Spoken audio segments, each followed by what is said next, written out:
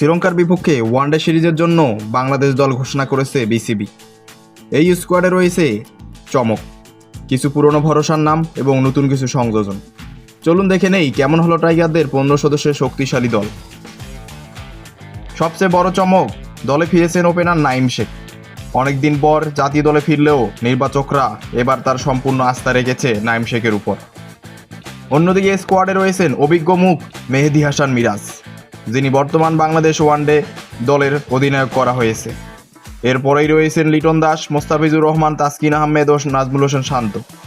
এর পাশাপাশি বেশ কয়েকজন তরুণ ক্রিকেটারও জায়গা পেয়েছেন আজকের এই দলে, যারা সম্প্রতি পারফর্ম করে নজর কেড়েছেন বাংলাদেশের ঘরোয়া লিগে। চলুন দেখে নেওয়া যাক এক নজরে বাংলাদেশের ওয়ানডে স্কোয়াড।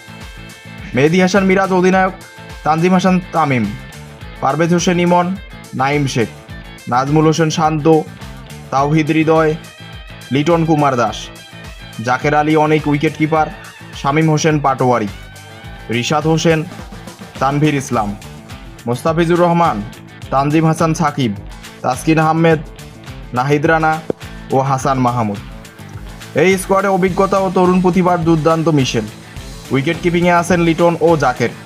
বোলিং বিভাগে স্পিন এবং পেসে ভারসাম্য রয়েছে দলে। নাঈম শেখের ফেরাটা দিচ্ছে টপ অর্ডারে নতুন ভরসা, কারণ সাম্প্রতিক সময়ে নাঈম শেখের ফর্মটা অনেক ভালো যাচ্ছে, তাই নাঈমকে নিয়ে স্বপ্ন দেখায় যায়। এই দল নিয়েই লঙ্কানদের বিপক্ষে সিরিজ জয়ের স্বপ্ন দেখছে টাইগাররা। আসলে কি সম্ভব? কি মনে হয় আপনাদের? আপনার মতে এই স্কোয়াডটা কতটা শক্তিশালী? নাঈম শেখের ফেরা কি কাজে আসবে? কমেন্টে জানিয়ে দিন আপনার মতামত।